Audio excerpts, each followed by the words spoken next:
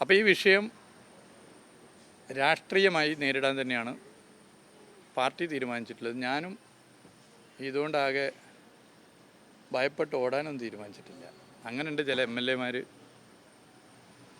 കൈപ്പത്തിയിലും മറ്റുമൊക്കെ ജയിച്ചിട്ട് ED-നെ പേടിച്ച് BJP ആയവർ. BJP ഉയർത്തുന്ന അപകടകരമായ രാഷ്ട്രീയത്തെ ഇന്നലെ എതിർത്ത പോലെ ഇന്ന് എതിർക്കുന്ന പോലെ നാളെ എതിർക്കും. അത് തല പോയാലും അതിനെതിരെ ഫൈറ്റ് ചെയ്യും.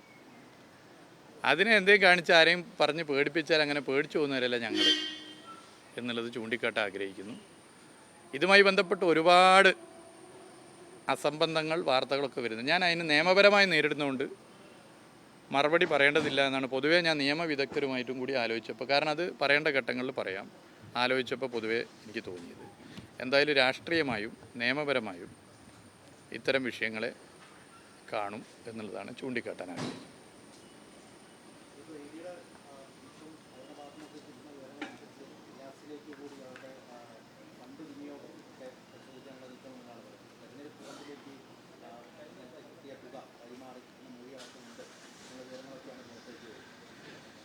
ഞാൻ പറഞ്ഞു ഓരോ വാർത്തക്കും ഞാൻ മറുപടി പറയാനില്ല. ഏത് അന്വേഷണം നടക്കട്ടെ, എന്ത് കാര്യം വേണം നടത്തട്ടെ, ഏത് നിലയിലുള്ള അന്വേഷണം നടത്തട്ടെ. നിങ്ങൾ ഇപ്പോൾ ഇതുമായി ബന്ധപ്പെട്ട ഒരുപാട് വാർത്തകളുണ്ട്, 1, 2, 3, 4, 5.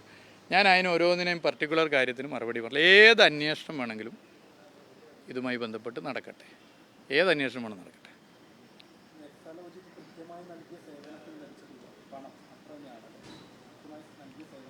തീർച്ചയായിട്ടും സേവനം നൽകി എന്ന് ബന്ധപ്പെട്ടവരും പറഞ്ഞിട്ടുണ്ട്, നൽകിയവരും പറഞ്ഞിട്ടുണ്ട്.